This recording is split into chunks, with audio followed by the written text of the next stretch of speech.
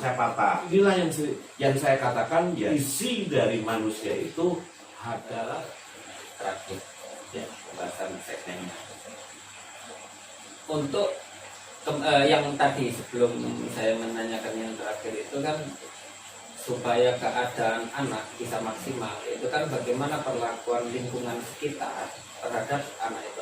Setidaknya gini, antara A dan B ini bagaimana supaya bisa saling memberikan motivasi gitu kan. Kan kadang-kala kan yang membuat tidak nyaman kan A dan B tidak saling menyadari. Kadang-kala satu kecap kata itu kadang-kala kan bisa masuk ke perasaan, akhirnya itu menjadi tidak nyaman.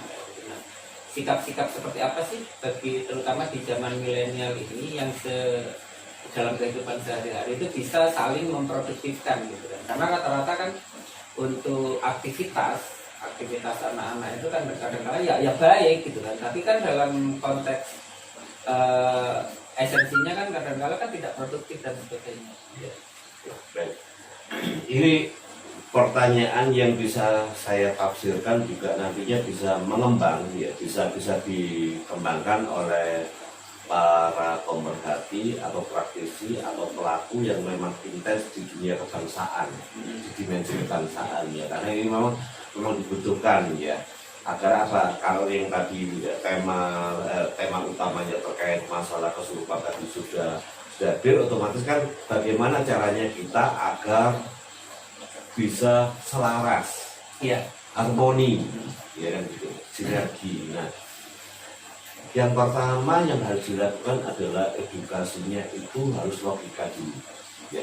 Dan ini induksi edukasi secara logika ini harus berjenjang.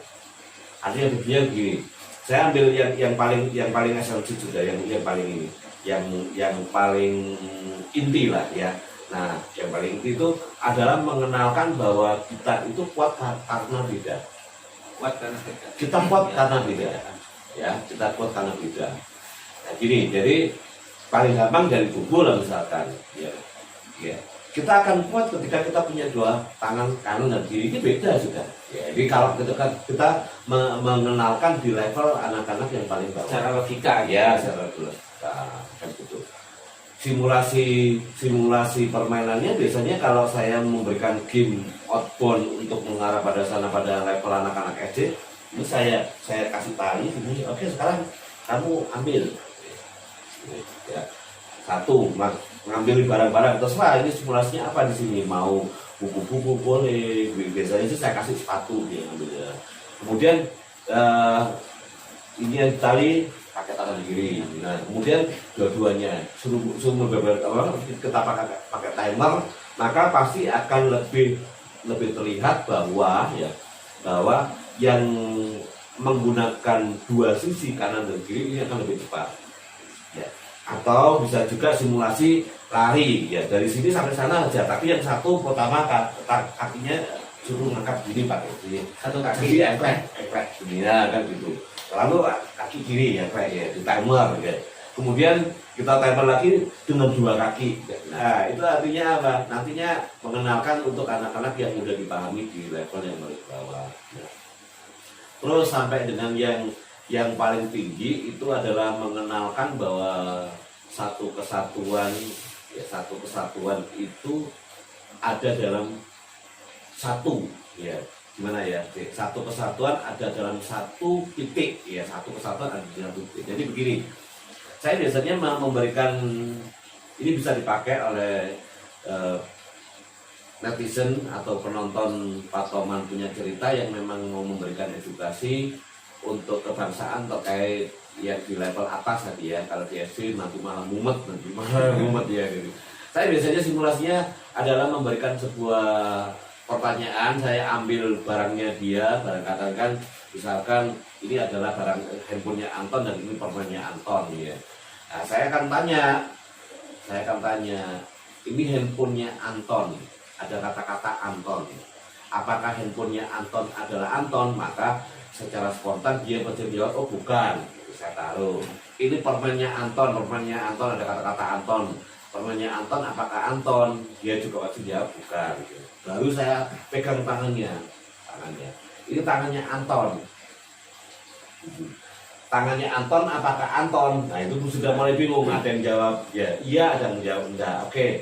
Nah kemudian saya taruh lagi, saya akan ngomong, saya simulasikan pada saya ya, karena ini saya sudah terbiasa menggunakan simulasi ini, sehingga saya memberikan simulasi ini dengan tanpa rasa karena semuanya logika. Saya misalkan naik sepeda motor, saya ngomong sama audiens ya, biasanya sama mahasiswa saya ini, karena terus terang level yang atas nih ya. Naik sepeda motor tiba-tiba ternyata saya kecelakaan, tangan saya patah, belum ke sana ya. Nah, ketika tangan saya patah ke sana, orang ketika menemukan tangan saya pasti akan, ini tangannya Pak Suluh gitu kan. Ya, kemudian ketika pegang tangannya Pak Suluh, pasti yang dicari adalah Pak Suluhnya mana ya. Nah, ya. Artinya tangan Suluh bukan Suluh ya gitu kan. Nah, kemudian misalkan usus lah, lebih shortcut yang di dalam usus ya, ketemu di sana, ini ususnya Pak Suluh, tetap yang dicari adalah Pak Suluhnya kan gitu kan. Matanya mendapat ke sana ya kan, tetap diketemukan matanya, ini matanya Pak Suluh, tapi Pak Suluhnya mana dicari gitu. Misalkan kecelakaannya drastis gitu. Nah kemudian saya akan tanya sama audiens ya, lalu yang disebut dengan Anton tadi yang mana ya, dia pasti akan menjawab ya satu kesatuan berarti Pak, yang di dalam dan yang di luar, yang terlihat dan yang terlihat, itulah yang disebut dengan Anton. Nah baru kita closing, inilah yang saya katakan ya, berbeda-beda ya kan, tapi menguruti pada satu ya.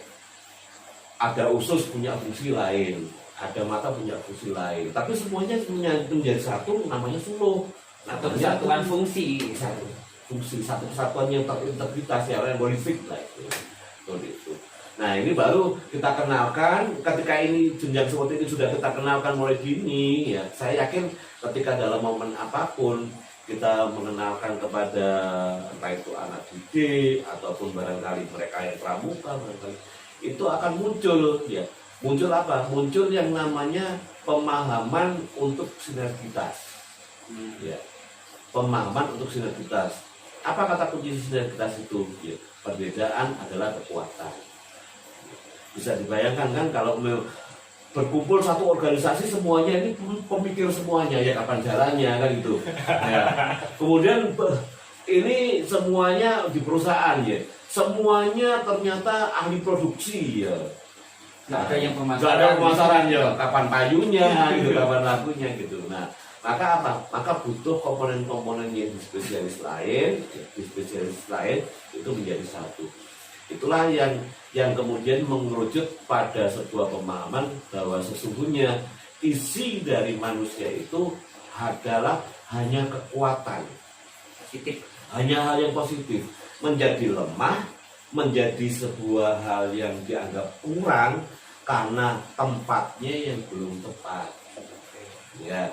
Orang yang seneng ngomong ditaruh di bagian komputer, nggak selesai ngetik, ngobrol lagi kan gitu. Orang yang pendiam ditaruh di bagian sales, ya akhirnya dipikir kamu itu nggak bisa jualan ya, bukan dianya yang nggak bisa jualan, tapi bagian SDM-nya, human resources-nya yang belum tepat menempatkan dia sesuai kemampuannya, begitu Mas. Ya. Closing testimoni Pak. Oke, jadi closing testimoni saya itu saya terkait masalah kebangsaan, boleh ya, karena saya dengan setidaknya untuk menyikapi sikap spiritual, kemudian attitude dan sebagainya. Ya, karena kan saya tahu persis Patoman ini adalah desa kebangsaan dengan branding juga salah satu Kampung Pancasila ya. Nah, Kampung Pancasila. Apa mau berbicara soal kebangsaan dan berbicara soal Pancasila, satu hal yang paling gampang saja, yang paling gampang harus dipahami itu adalah gotong royong. Ambil salah satu aja saja, gotong royong. Ya, kekuatannya ada di gotong royong. Kasihlah berarti kalau di flashback ke sejarah kemerdekaan. Ya, itu fondasi awalnya itu gotong royong. Ya, gotong royong itu, bangunlah sebuah gotong royong itu dengan hal yang saling menghargai potensi masing-masing. Ya, kan? Dalam bentuk apapun, wis. Karena apa? Karena persepsi orang ketika bicara gotong royong itu kerja bakti. Mayoritas kan gitu. Oke lah, bicara gotong royong dalam bentuk apapun. Katakanlah gotong royong untuk membesarkan sebuah desa, dari sisi brandingnya harus ada orang ahli branding, ya kan? Ada juga yang ahli artistiknya kan gitu dan sebagainya lah. Nah, ini harus dipahami gotong royong itu adalah sinergitas antara perbedaan dalam kapasitasnya masing-masing. Dan ini kalau ini bisa kita lakukan ya dalam bentuk apapun. Ya, terkecil misalkan organisasi PKK, organisasi arisan, organisasi kalangan kecil dari itulah. Nah kalau ini bisa kita latih dari sisi ini, saya yakin spora gotong royong ini akan kembali menguat. Ya. Mindset kita udah ngomong jangan bilang Indonesia Raya dari Aceh sampai dengan Papua dulu. Kita ngomong yang terkecil dulu. Yang terkecil apa ini satu RT ya udah kita bina dari satu RT gotong royong itu. Bentuknya yang paling gampang apa ya sudah dalam bentuk paling gampang bahkan di dunia digital pun andai kata ya Pak Toman punya cerita ini bisa menginspirasi semangat gotong royong, saya yakin sudah clear. Itu closing statement-nya saya menekankan pada gotong royong yang attitude-nya itu adalah dalam bentuk menghargai kapasitas masing-masing dan saling mendukung. Seperti hanya kayak gini, ada sutradara, ada kameramen, ada penata lighting ya, itu kumpul semua tuh kan gitu kan, kumpul semua kan gitu kan. Halo bro, halo. Ya kan, nah ada yang bagian timer itu mas yang itu tadi sudah waktunya ya, durasi sudah sambil bisik sambil bawa tulisan gitu. Nah artinya apa, punya peran masing-masing kan bisa dibayangkan kalau yang bagian timer ada otomatis kita kebablas sampai besok kita ngopi aja kan gitu kan. Kopinya Bagian lain kan juga ada gitu kan, akhirnya ketika gelap gulita bingung akhirnya. Nah seperti itulah lebih kurangnya gotong royong harus dibangun sekecil apapun, sesederhana apapun, ya, dimanapun dan kapanpun. Kata kuncinya adalah dengan menghargai masing-masing orang itu pasti punya potensi kekuatan dan itu yang terpenting. Oke, terima kasih Pak Suluh. Terima kasih.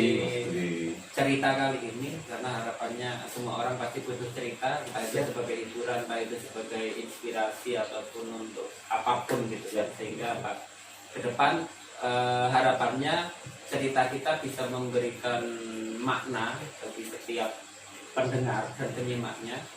Sehingga apa harapannya apa yang kita lakukan dan apa yang kemudian diterima oleh pendengar dan penyimak itu adalah yang terbaik. Terakhir terima kasih, mohon maaf lahir dan batin, dan jangan lupa barangkali ada pertanyaan bagi penyimak dan pendengar silahkan di komen di bawah sehingga itu bisa menjadi inspirasi baru bagi kami, motivasi baru bagi kami. Apapun yang pendengar, sobat pendengar dan penyimak Pak Taman punya cerita, sampaikan di komen. Itu adalah inspirasi untuk cerita-cerita berikutnya. Pertanyaan boleh ya berarti ya? Boleh. Ada yang netizen bertanya boleh ya? Bertanya boleh, request boleh. Silakan bertanya yang kaitannya saya sehingga bisa saya diundang lagi. Ya, tentang psikologis Ya. gitu ya. Oke. Oke, terima kasih. Terima kasih Selamat malam. Mas Dwi. Selamat malam.